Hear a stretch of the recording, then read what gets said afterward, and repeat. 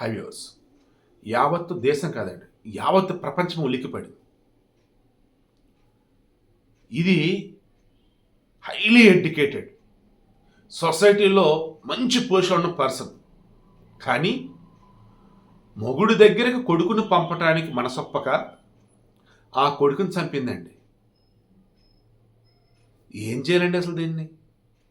గరుడ పురాణం పెట్టిన శిక్షలు ఏవైతే అపరిచితుల సినిమాలో అపరిచితులు విధిస్తూ ఉంటాడు. కుంభీపాకం, తర్వాత క్రిమి భోజనం, అటువంటి కనీసం ఒక 5-10 ఏళ్ళు దీనికి బతికొండగానే. యావత్ ప్రపంచం ఎందుకు ఉలిక్కిపడిందంటే దీనికి ఉన్నటువంటి కాంటాక్ట్స్ అటువంటివి. 2021లో top 100 brilliant women in artificial intelligence ఎథిక్స్లో టాప్ 100లో ఇది ఉంది.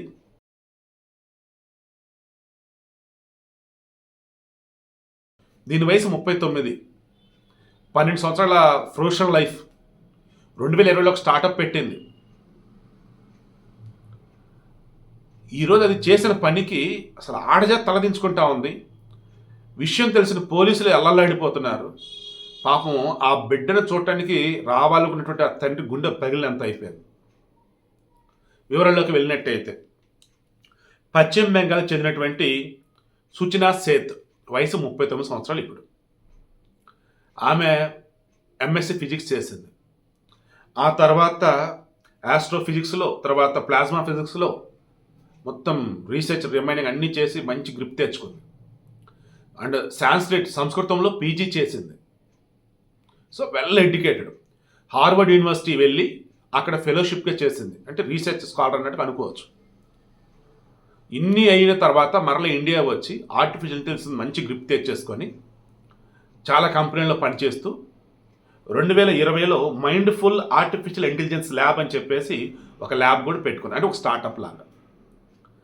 డేటా సైంటిస్ట్ స్వతహాగా, సాఫ్ట్వేర్ ప్రొఫెషనల్, హైలీ టాలెంటెడ్. మరి దీనికేం రాగో నాకు అర్థం కావట్లేదు. అసలు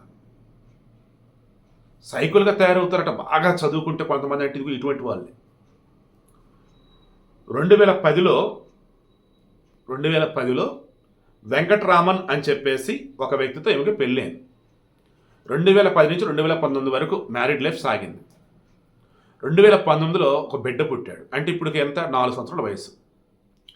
ఆ బిడ్డ పుట్టిన తర్వాత డెలివరీ అయ్యే మూమెంట్లో మరి అది హెల్త్ ఇష్యూస్ రైజ్ అయినాయో, లేదా బిడ్డ పుట్టిన తర్వాత భర్తతో ఈమెకి ఏదైనా ఇష్యూసో, మరి ఆ భర్త ఎలాంటి వాడు, మొత్తానికి ఇక లైఫ్ వద్దనుకుంది, మ్యారీడ్ లైఫ్. దట్ మీన్స్ విడాకులు తీసేసుకుంది.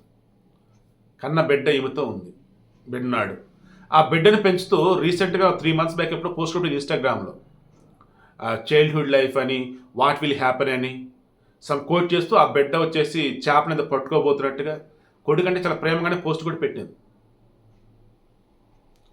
2020లో విడాకులు తీసుకున్నప్పుడు కోర్టు ఏం చెప్పిందంటే వారం కూడా కాదు, నెలకు ఒకసారి ఆ బిడ్డ కన్న తండ్రి వచ్చి ఆ బిడ్డను చూసుకోవచ్చు అన్నట్టు చెప్పాడు.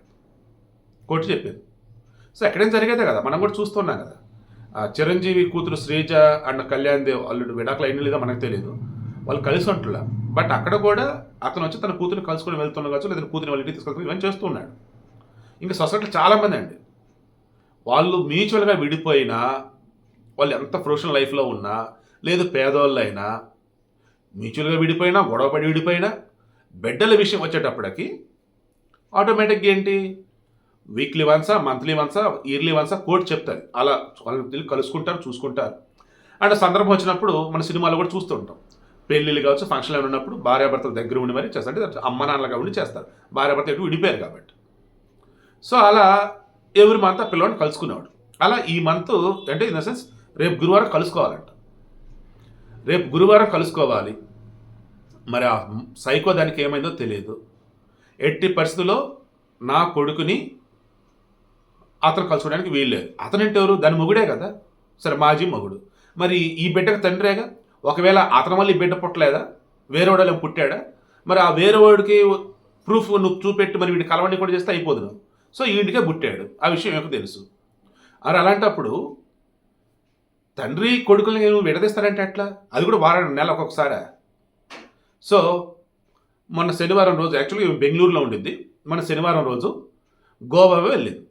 అక్కడ service apartments, just like hotel లాగా ఉంటుంది. బట్ అపార్ట్మెంట్లో మన సెపరేట్ మన ఇల్లు ఎలాగైతే అలాగా అన్నట్టు ఉండేది. కొడుకుతో పాటు ఆమె చెక్ ఇన్ అవటం అక్కడ వాళ్ళు చూశారు అండ్ డీటెయిల్స్ మొత్తం ఎంటర్ చేసుకున్నారు. ఆదివారం షాపింగ్ అది నేను చేసుకుని వచ్చింది. నెక్స్ట్ సోమవారం చెక్అవుట్ అవ్వాలి. కిందకు వచ్చి నేను బెంగళూరు వెళ్ళాలి, ఒక క్యాబ్ బుక్ చేయండి అని చెప్పాను. మేడం బెంగళూరు కదా, హ్యాపీగా ఫ్లైట్లో వెళ్ళండి అని అన్నారు అక్కడ ఉన్నటువంటి సిబ్బంది. ఏదో గోవాలో సర్వీస్ అపార్ట్మెంట్స్లో ఉన్నారు. లేదు I need cab, that's enough అని చెప్పేసి చెప్పాను. ఓకే క్యాబ్ బుక్ చేశారు. క్యాబ్ వచ్చింది మేడం అన్నారు. ఓకే అని లగేజ్ మొత్తం తీసుకొని కిందకు వచ్చింది. కొడుకు లేడు, లగేజ్ వచ్చి పెద్ద బ్యాగు అండ్ ఆమె వచ్చినప్పుడు ఆ పెద్ద బ్యాగ్తో రాలా. సో వీళ్ళకి అక్కడ తేడా కొడుతుంది. క్యాబ్ ఎక్కింది, వెళ్ళింది. ఇక చెక్అవుట్ అయిన తర్వాత రూమ్ క్లీన్ చేయాలి కదా, వెళ్ళారు సిబ్బంది క్లీన్ చేయడానికి వెళ్ళారు. అక్కడ చూస్తే రక్తం మడుగు, రక్తం ఉంది ఏంటి, ఏదో తేడా కొట్టింది. కొడుకు లేడు అండ్ పెద్ద బ్యాగ్ ఉంది. వచ్చినప్పుడు కూడా కొడుకు ఉన్నాడు, బ్యాగ్ లేదు. Bag is nothing but normal ఏదో లగేజ్ ఉన్నట్టుంది. ఇప్పుడేమో రూమ్లో రక్తం మడకుండా ఏదో తేడా కొడుతుందని అక్కడ ఉన్నటువంటి వాళ్ళ స్టాఫ్కి చెప్పారు. వాళ్ళు ఏం చేశారు, లోకల్ ఉంటే పోలీసులకు అప్డేట్ ఇచ్చారు. క్యాబ్ బుక్ చేసిన వీళ్ళే కాబట్టి క్యాబ్ డీటెయిల్స్ మొత్తం ఇచ్చారు. క్యాబ్ ఎక్కడుంది అంటే చూశారు. National highway number 4 Aimangala police station దరిదాపుల్లో ఉంది. ఇమీడియట్గా అక్కడ వాళ్ళు అలర్ట్ చేశారు. వాళ్ళు వచ్చి కారుని ఆపారు. డ్రైవర్ ఆపాడు. మేడం మీ ఐడి కార్డు ఇవ్వండి, మీరు ఎవరు ఏంటి, మొత్తం ఐడి కార్డులు అన్నీ ఇచ్చాను. సో అన్నీ ఓకే. మీతో పాటు కొడుకు మన హోటల్లో చెక్ ఇన్ అయ్యాడు కదా, కొడుకు ఎక్కడ? లేదండి మా ఫ్రెండ్ వాళ్ళ ఇంట్లో నేను డ్రాప్ చేశాను, వాళ్ళ దగ్గర ఉంది, నాకు పని ఉంది, నేను బెంగళూరు వెళ్తున్నా. ఏ ఫ్రెండ్ ఎక్కడ? పలానా ఫ్రెండ్ అని చెప్పేసి డీటెయిల్స్ ఇచ్చింది. ఓకే మేడం మీరు ఇక్కడే ఉన్నాడని చెప్పేసి క్యాబ్ డ్రైవర్ కార్ దగ్గర బాబు అని చెప్పేసి ఆ డీటెయిల్స్ దగ్గరికి వాళ్ళకి పోలీసులు పంపారు. వాళ్ళు చెక్ చేశారు. అడ్రస్ రాంగ్ అండ్ అక్కడ అసలు ఎవరూ లేరు. ఇక అప్పుడు డౌట్ వచ్చి ఆ బ్యాగ్ తీస్తే పోలీసులే ఉలిక్కి పడ్డారు. ఘోరంగా కొడుకుని చంపేసి ఆ బ్యాగ్లో పెట్టేసి ట్రావెల్ చేస్తాను బెంగళూరుకి. ఎందుకు ఏంటంటే తన మాజీ భర్తని తన కన్న కొడుకు కలుసుకోవడం దానికి ఇష్టం లేదట. నిజంగా అవతల మొగాడు ఎంత సైకో అయినా సరే నీ బిడ్డను వాటితో కలపడం నీకు ఇష్టం లేదు, ఓకే వేరే దేశం వెళ్ళిపో, నేను ఎవడొద్దన్నాడు, ఎవడు ఆపాడు? లేదు అసలు నువ్వు ఎక్కడున్నావేంటో తెలియకుండా నువ్వు బతికేసి ఎవడొద్దన్నాడు? కొడుకుని చంపడం ఏంటి? భర్త కలుసుకోవటం, మాజీ భర్త నా కొడుకు కలుసుకోవడం ఇష్టం లేక ఇమీడియట్గా బాడీని తీసుకొని ఇంకా పోస్ట్ మార్టం చేస్తాను. ఆమె అదుపులోకి తీసుకున్నాను. హైలీ టాలెంటెడ్ అండి, డేటా సైంటిస్ట్. 2021లో brilliant top 10 brilliant women in artificial intelligence ethics. దీని 100 ఎథిక్స్ ఉన్నాయి దీనికి. అసలు ఏం ఎథిక్స్ ఉంది?